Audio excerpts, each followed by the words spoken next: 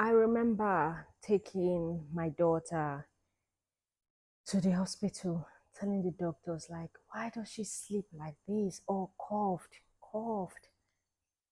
Why is she not able to eat breast milk? Why is she not able to suck? I wasn't told anything meaningful. Then they told me my daughter will need a heart surgery, and unfortunately, it can't be done in Nigeria. Then the struggle begins. We start running from one place to another, trying to get her out of the country. And mind you, this was during COVID, the worst time ever. So we went to the UK. When I got to the UK, I was told I was given a special bottle that I could use to breastfeed my child. I was given a special spoon as well. And I started trying because they said to me she needs to put on so amount of weight in order for them to perform the surgery. So when she was about 5 months old, she was now big enough.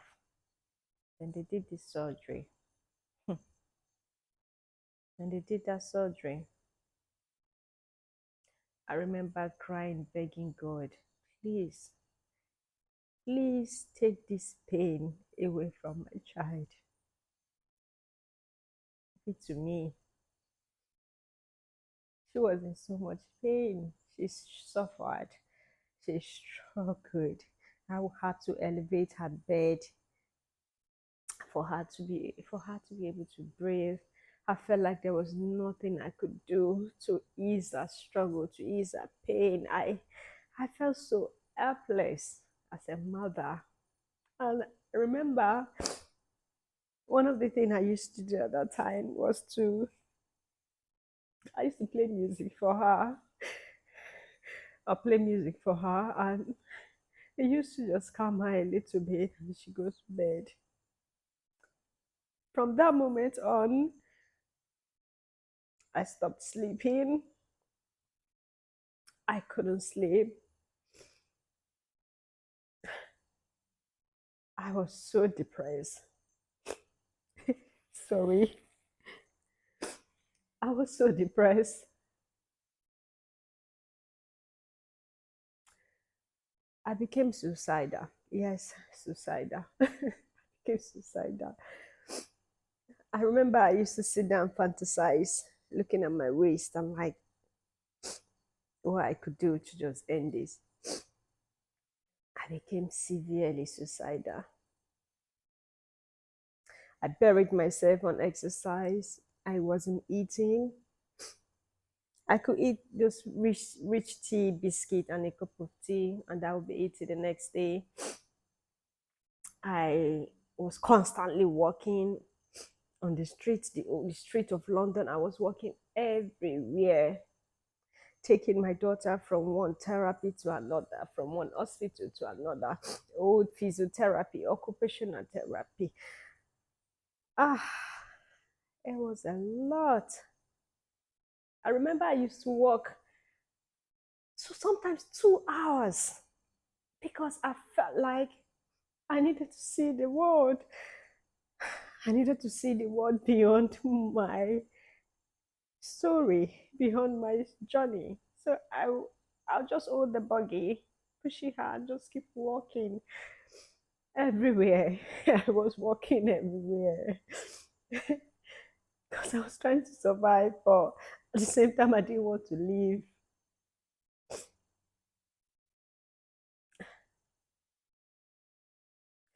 It was very hard. Then she started healing from the surgery. And what happened next? Reflux. Yeah. Reflux kicked in. My daughter started suffering from reflux. Reflux. Oh my days. You could, I would feed my daughter food. 10 times a day, 20 times a day, and she will vomit out the food. She will puke everything out 10, 20 times. Everything you put in her, she brings it back out. And I kept encouraging myself, don't worry, I'll pray to God, please let this one stay down. Because they were going to put a tube down her throat for her to be eating. I said, no, no, my child. She will eat with her mouth. She will eat with her mouth. She's not going to have that tube down. How am I going to be feeding my child through the tube? How? So I refused. And so I had to make sure she eats so she's putting on weight. Because if she's not putting on weight, that means I'll have to take her back to the cardiologist again. That means her heart is overworking. It's like you constantly on a treadmill machine running. How can you put on weight if you don't eat? And your heart is constantly beating like that. Because even after the surgery, it was still beating very fast, but not as what it was. I went through hell.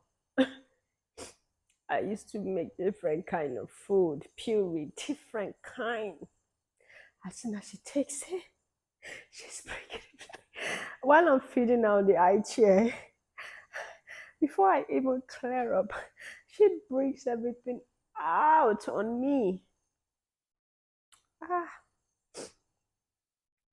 Then we had to go for a swallow study. They had to see how she was swallowing. Then she was prescribed a thickener. This is some kind of powder that you put in liquid milk or water to thicken it a little bit to make it go down easily.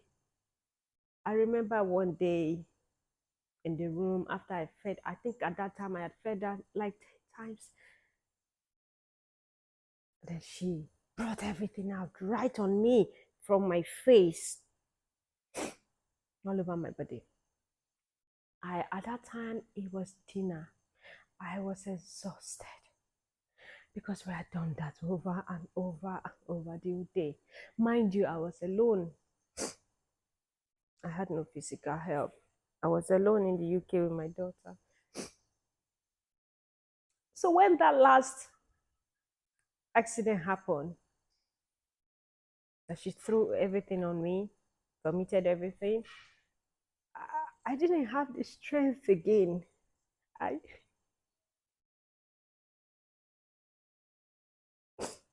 I slept like that. I slept like that till the morning. I was gone. I was exhausted. I just cleaned her up. I couldn't feed her anything again. I was like, okay, this is it today. I lay her down on our bed, and I slept like that. I remember waking up in the morning, my whole room was smelling, my whole body. Then I rushed to the bathroom, had a shower. I was so depressed. I cut out every communication with everyone. I was no longer on social media. That's why some of you are asking, telling me, oh, it's been a long time. It's been a long time. Yeah, this is what I was going through. Sorry. This is what I was going through. I didn't want, I felt so bitter. I blamed God. I challenged God. I said, what is it? Even if I've offended you, even if I did anything wrong, why? This one is too much. This one is too much. Please. I begged. I said, God, please, I beg you.